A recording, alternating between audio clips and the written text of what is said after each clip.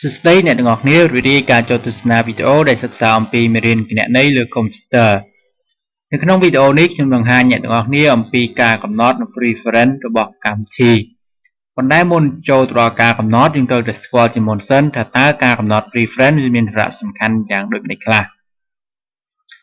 ការកំណត់ preference ឲ្យកម្មវិធីមានសារៈសំខាន់ខ្លាំងណាស់សម្រាប់យើងដែលជាអ្នកប្រើប្រាស់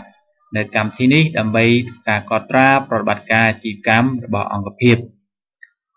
ព្រោះនៅក្នុងនេះមានជម្រើសច្រើនដែលអាចជួយយើងក្នុងការចងចាំកាត់បន្ថយនៅកំហុសក៏ដូចជាការកំណត់មិនឲ្យអ្នកដទៃធ្វើការកែប្រែនៅរបាយការណ៍របស់យើងបានផងដែរ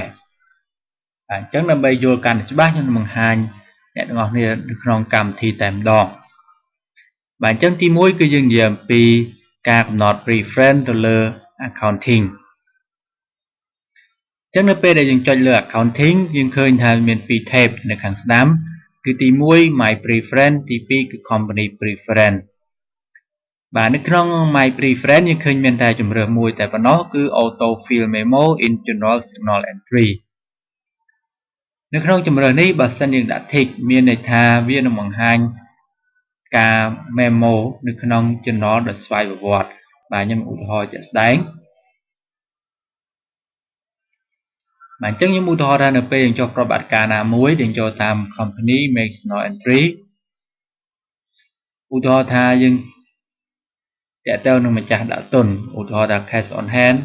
កើនឡើង$100អញ្ចឹងយើងដាក់$100បន្តមកទៀតយើងបញ្ចូលឧទាហរណ៍ថា Mr. Dara Investment អញ្ចឹងយើងដាក់ថា Mr. Dara Investment នៅពេលជួរទី2យើងដាក់ថា Owner Equity អញ្ចឹងយើងដាក់ Owner Equity ពេលនោះពាក្យថា Mr. Dara Investment លោតមកដោយស្វ័យប្រវត្តិការដែលលោតមកដោយស្វ័យប្រវត្តិនេះដោយសារតែយើងបានដាក់ tick មួយនេះបាទនេះហើយគឺ auto fill memo in general journal entry បាទទី1អញ្ចឹងខ្ញុំបិទចោលវិញចំពោះជម្រើសទី2នៅក្នុង accounting ក៏ដែរប៉ុន្តែចូល company preference អញ្ចឹងនៅក្នុង company preference នេះទី1គឺ use account number បើសិននៅត្រង់ចំណុចនេះមិនមានការដាក់ tick ទេបាទយើងទៅមើល chart account របស់យើងនឹងចូលតាម list chart account បាទពេលនោះយើងឃើញថា chart account របស់យើងគឺបាត់លេខទាំងអស់ដើម្បីបង្ហាញវិញគឺយើងចូលទៅដាក់ tick គឺ company preference ចឹងយើងដាក់ tick choose account number ហើយអូខេហើយពេលនេះយើងឃើញថាមានគណនីមកទាំងអស់មានលេខគណនីបាទជំរើសបន្តទៀតគឺយើងនិយាយអំពី show lowest sub account only មានន័យថាឲ្យបង្ហាញតែគណនីរងណាមួយដែលយើងជ្រើសរើសបើសិនមិនធ្វើការមកដាក់ tick នៅកន្លែងនេះបាទយើងអត់ដាក់ tick អូខេនៅពេលយើងចុះប្រតិបត្តិការ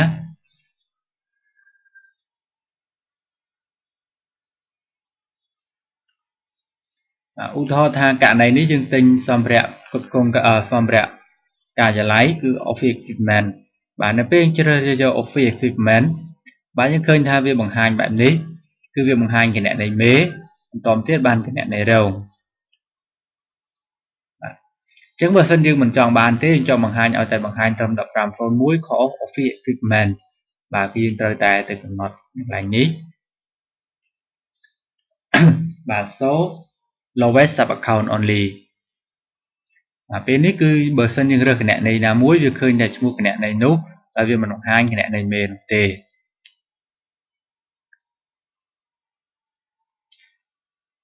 បាទបន្តទៀតគឺ require account មានន័យថាទាមទារឲ្យយើងដាច់ខាតគឺដាក់នៅឈ្មោះគណនីបាទឧទាហរណ៍មួយទៀតបើសិនយើងអត់បានដាក់ទេប៉ុន្តែយើងដាក់តម្លៃលេខឧទាហរណ៍នៅកន្លែងនេះយើងដាក់$100ហើយកន្លែងនេះ$100ផងដែរ debit និង credit បាទយើងឃើញថា debit និង credit មានតម្លៃស្មើគ្នាបាទប៉ុន្តែនៅពេលយើងចុច save ពេលនោះកម្មវិធីវាចេញ message មួយបញ្ជាក់ប្រាប់ថាយើងដាច់ខាតទៅតែដាក់ឈ្មោះគណនីបើសិនយើងមិនដាក់ឈ្មោះគណនីគឺវាមិនឲ្យយើងធ្វើការកត់ត្រាទេ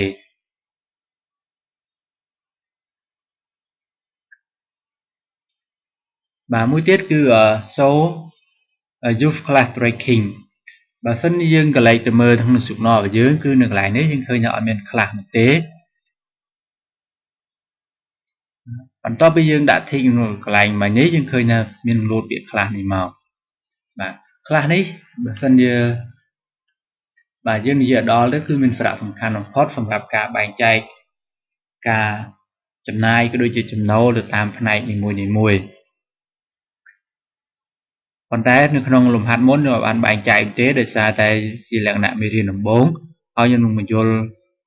ចំណុចខ្លះនេះនៅក្នុងវីដេអូនៅក្នុងភាគបន្ទាប់ទៀតប៉ុន្តែសូមបញ្ជាក់ថាខ្លះនេះយើងអាចកំណត់វាតកតងទៅនឹងប្រភេទបើសិនយើងឧទាហរណ៍ថាបើយើងប្រភេទទៅលើតកតងទៅអ្នកលក់អញ្ចឹងយើងអាចកំណត់ពីអ្នកលក់ដុំអ្នកលក់រាយគឺលក់តាមខេត្តឬសាខាផ្សេងបាទអញ្ចឹងតកតងនឹង class ប៉ុន្តែបើសិនយើងមិនតកតងនឹង class ទេនៅក្នុងជម្រើសនេះបាទយើងអាចដក tick នេះចេញវិញបន្តមកទៀតគឺ automatically assign general signal entry number បាទ auto assign signal entry number គឺមានន័យថាកន្លែងនេះបាទនៅក្នុងលេខនេះគឺលេខរបស់ធានានុប្រវត្តិបើសិនយើងមិនកំណត់អ្វីទាំងអស់ជាធម្មតាគឺម៉ាស៊ីនគឺដាក់ tick ដោយស្វ័យប្រវត្តិមានន័យថានៅពេលដែលយើងកត់ត្រាគឺលេខរៀងលោតដោយស្វ័យប្រវត្តិបាទអញ្ចឹងខ្ញុំឧទាហរណ៍ថាបើសិនករណីបែបនេះ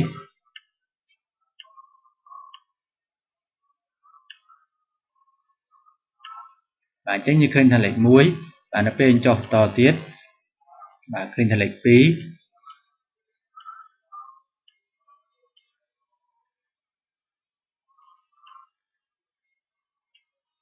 អញ្ចឹងយើងចុចមួយទៀតបាទនេះគឺដោយសារតែយើងអត់កំណត់ទេម៉ាស៊ីនវាកំណត់ដោយស្វ័យប្រវត្តិគឺឲ្យយើងមានថាវារូតលេខដោយស្វ័យប្រវត្តិបន្តមកទៀត verb when supposed transition to return earning បាទតើតើ return earning តាមពិតគឺយើងមិនចាំបាច់ផុសទេកម្មវិធីវានឹងផុសដោយស្វ័យប្រវត្តិប៉ុន្តែបើសិនយើងផុសមានតែយើងកត់ត្រាឧទាហរណ៍ថាយើង cache របស់យើងនេះកើនឡើង5ហើយយើងទៅដាក់កើនក្នុងនេះ return earning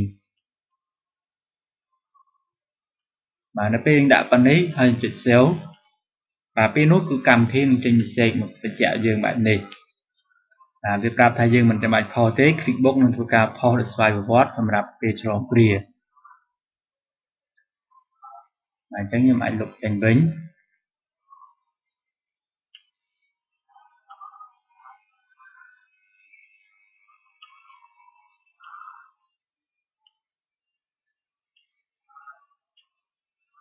អញ្ចឹងយើងបន្តទៀត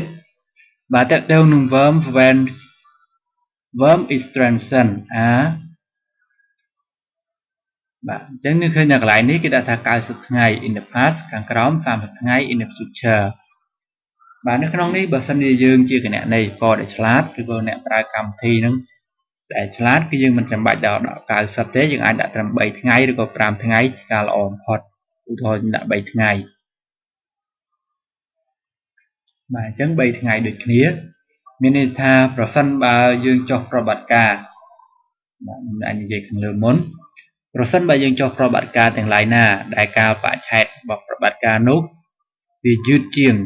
គិតដល់ថ្ងៃនេះ3ថ្ងៃវានឹងចេញ message មករំលឹករបស់យើងបាទឥឡូវឧទាហរណ៍ថាខ្ញុំចុះប្រតិបត្តិការមួយដែលខ្ញុំទិញ Office equipment ដូចគ្នាបាទឧទាហរណ៍ខ្ញុំទិញអស់$50ទិញឲ្យ cash ហើយប្រតិបត្តិការយើងគឺនៅថ្ងៃទី1ខែ1ឆ្នាំ2014បាទនៅពេលដែលយើងចុច save close បាទវាចេញ message មកបញ្ជាក់ប្រាប់យើងបែបនេះបាទនៅក្នុងនេះគេបញ្ជាក់ថា this transaction is more than 3 days in the past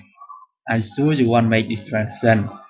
បាទវាមានន័យថាប្រតិបត្តិការរបស់យើងគឺមានន័យថាយឺតជាងថ្ងៃនេះ3ថ្ងៃបាទថយក្រោយ3ថ្ងៃហេតុ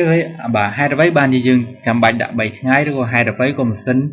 ឬកម្មវិធីវាចេញ message មកបញ្ជាក់យើងបែបនេះបាទសូមត្រឡប់ទៅកាន់គណនេយ្យដៃឬទ្រឹស្ដីបន្តិច បាទជាធម្មតា signal គឺជាបញ្ជីមួយដែលធ្វើការកត់ត្រាប្រតិបត្តិការរបស់អាជីវកម្មដែលកើតឡើងប្រចាំថ្ងៃមិនមែនមានន័យថាជាក់ស្ដែងបាទឥឡូវនេះគឺថ្ងៃទី13ខែ3បាទដល់ពេលយើងដាក់ថ្ងៃទី1ខែ1អញ្ចឹងបើគិតទៅវាច្រើនថ្ងៃពេកបាទវាខុសពីទ្រឹស្ដីឬក៏ស្ថានភាពជាក់ស្ដែងអញ្ចឹងកម្មវិធីគឺវាបង្ហាញប្រាប់យើងបាទសម្រាប់អ្នកខ្លះទៀតគឺមិនបែបនេះទេឧទាហរណ៍ថានៅថ្ងៃទី13ខែ3ប៉ុន្តែនៅពេលដែលគាត់ចុចគឺគាត់មិនចុចថ្ងៃ13អាចច្រឡំដៃឬចុចចំលេខ6បាទថ្ងៃទី6បាទនៅពេលចុច save clock គឺកម្មវិធីចេញ message បញ្ជាក់យើងដូចគ្នាបាទបើសិនជាយើងបានកំណត់ខ្លួនឯងយើងប្រកាសជាមានការចាប់អារម្មណ៍ថាហេតុអ្វីខុសអញ្ចឹងដល់ពេលយើងមើលទៅលើថ្ងៃនេះយើងឃើញថាពិតជាខុសមែនបាទបើសិនជាអត់មានកម្មវិធីនេះជួយទេប្រហែលជាយើងធ្វើការកត់ត្រាទាំងច្រឡំជាក់ជាមិនខានប៉ុន្តែបើសិនយើងដាក់ចំថ្ងៃ13ហើយយើងសាក save សាកមើលបាទពេលនោះកម្មវិធីឬក៏ message មិញគឺមិនបង្ហាញមកទេគឺវាអនុញ្ញាតឲ្យយើង save បាទឥឡូវឧទាហរណ៍មួយទៀត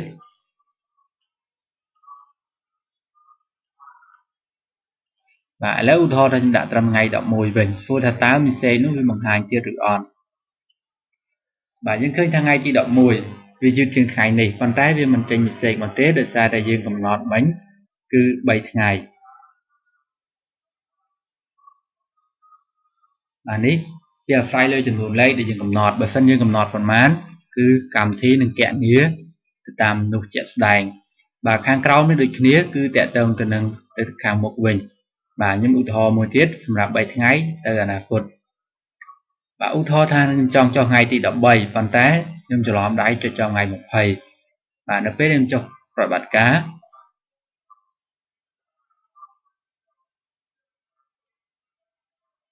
អញ្ចឹងនៅពេលយើងចុច save គ្នាបាទពេលនោះគឺកម្មវិធីរបស់យើងនឹងបញ្ជាក់ថា future transition អញ្ចឹងគឺគេរ៉ាប់ដូចគ្នាបាទនេះហើយគឺជាអ្វីដែលយើងជាអ្នកគណនេយ្យករឬក៏អ្នកប្រើប្រាស់នៅកម្មវិធីនេះគួរតែដឹងហើយគួរតែកំណត់ឲ្យខ្លួនឯងសម្រាប់ថ្ងៃខែទាំងអស់នេះបាទហើយនៅសល់ចំណុចមួយទៀតដែលត្រូវតែពិសេសជាងនោះទៅទៀតគឺការកំណត់ password មានន័យថាប្រសិនបើយើងកត់ត្រានៅរបាយការណ៍សម្រាប់ខែ1បានចប់សពគ្រប់ឧទាហរណ៍ថាឥឡូវនេះចូលដល់ខែ3អញ្ចឹងមានន័យថាប្រតិបត្តិការខែ2របស់យើងគឺមានភាពត្រឹមត្រូវ 100% អញ្ចឹងដើម្បីកុំឲ្យគេកត់ត្រាប្រតិបត្តិការចូលទៅក្នុងខែ2របស់យើង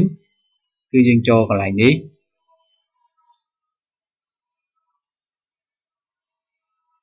បាទខ្ញុំឧទាហរណ៍លំហាត់ដែលមានស្រាប់តែម្ដង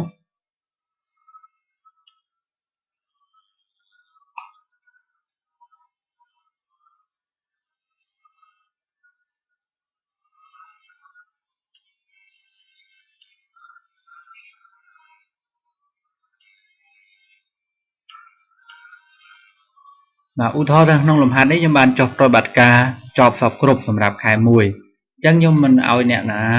ឬក៏អ្នកផ្សេងក៏ដូចជាខ្លួនខ្ញុំធ្វើការចុះបន្ថែមទៅក្នុងខែ1ទៀតទេគឺយើងចូលតាម edit preference ដូចគ្នាបាទនៅកន្លែង set date and password បាទទី1គឺ close date អញ្ចឹងបើសិនឧទាហរណ៍ថាក្នុងលំហាត់ខ្ញុំចុះចប់ក្នុងខែ1អញ្ចឹងខ្ញុំដាក់នៅកន្លែងនេះគឺថ្ងៃទី31ខែ1ហើយ password ឧទាហរណ៍ថាខ្ញុំដាក់ password បាទហើយខាងក្រោមក៏ដូចគ្នាផងដែរហើយចុច OK អូខ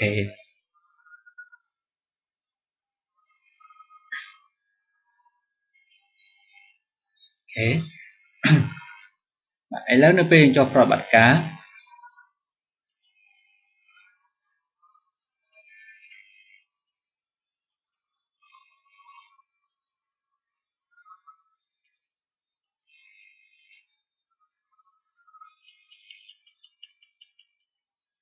ឧទាហរណ៍ថាតកតងចំណូលពីការដឹកជញ្ជូនដែលយើងទទួលបានលុយ$450អញ្ចឹងឧទាហរណ៍ថាបើសិនយើងច្រឡំយើងអាចចុចមកបែបនេះយើងចុច save close បាទគឺពេលនោះគឺកម្មវិធីមិនអនុញ្ញាតឲ្យយើង save នោះទេមានន័យថាតើតើយើងដឹង password បាទយើងអាចចុះបានបាទឬក៏ករណីមួយទៀត và cả này mới tiết nơi về để dừng thưa ca có tra và bạt ca cho phật pro bạn ní hơi miền nẹt xềnh để còn miền chế tana mình lo trong cuộc dư và có trong thưa ca lục u đo thải lớn có trong lục pro bạt ca này mùi chành pro bạt ca ngay thì muối chẳng còn ai chạy bị đòn là vía edit cái việc thay delete và bên nút của con mình ai delete bàn thế cứ con trai ca tìm tìm password ở bay delete bàn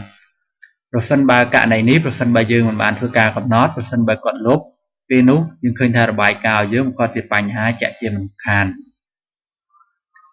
và miền này khác còn mình lốp tế bàn tay còn thưa ca đồ lấy câu chuyện bánh hai chàoសម្រាប់tiếng phòng đá u thò tha tẹt tông trần còn tình rồi chuẩn ní và nè khác còn mình đồ thải khái còn mình đồ ấy thường còn mình lốp bàn tay còn đồ cho mình chùa lệ và bênนี้còn ai thay lại sâu cho mình phí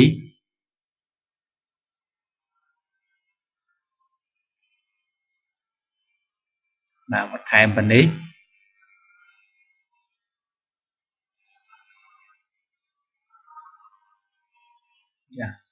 anh hàn tích sấn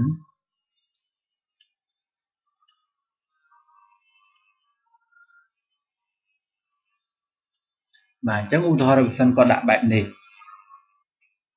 hỏi về sân còn ai siêu bán về nấu dương đại chia cái này có đại chỉ nè căn rồi có tu khâu trời bên chi nít có kia phải chờ một nó bành hai chạy chia mình khàn còn tay sầm nàng ló bờ sân dương bán cầm nọt bạn này bán miền thân nè đại miền chế tana mình lo trong phố dưới cứ còn mình sật cái prai có đội chiến lục nơi roa là vậy để dương bán thưa cả cọt ra rồi hào tề và chân nhưngกថាចំណុចនេះគឺសំខាន់បំផុតសម្រាប់អ្នកដែលទទួលខុសត្រូវខ្ពស់សម្រាប់របាយការណ៍នៅក្នុងអង្គភាពណាមួយអញ្ចឹងសរុបមកវិញតើតើការកំណត់ preference នៅក្នុងនេះខ្ញុំបានបង្ហាញទាំងអស់បាទហើយនៅសល់ចំណុចជាច្រើនទៀតបើសិនបើមានឱកាសខ្ញុំនឹងបង្ហាញអ្នកទាំងអស់គ្នាប៉ុន្តែមិនធានាថាទាំងអស់ទេខ្ញុំលើកតែចំណុចណាដែលសំខាន់មកបង្ហាញនៅក្នុងវីដេអូបន្តតទៀតនៅក្នុងវីដេអូនេះសូមចប់តែប៉ុណ្ណេះសូមអរគុណ